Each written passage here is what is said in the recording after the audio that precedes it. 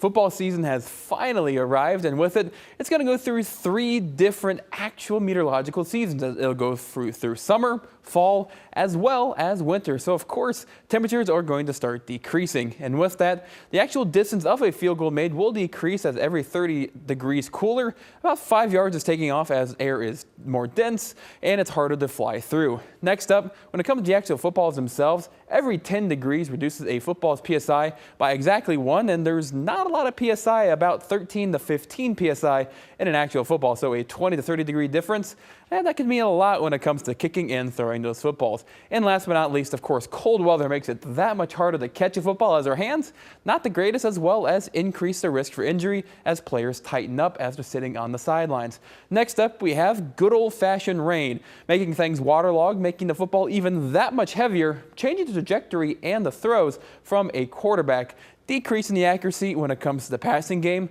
And of course, even if the quarterback can overcome that, well, the wide receivers have to as well, as when it gets wet, the friction is reduced, making it that much harder to catch a football. Last and certainly not least has to do with winds, as depending on the wind direction, if it's sideline to sideline, both teams are affected equally, reducing just how accurate a field goal can be. And then to top that off, if you have the wind at your back, that is a major advantage, as your punts are able to fly farther and you can kick field goals from a lot farther out. So if you want to be in the know and not fumble your next game day, download the WIFR First Alert Weather app, where you can have your forecast for your game day.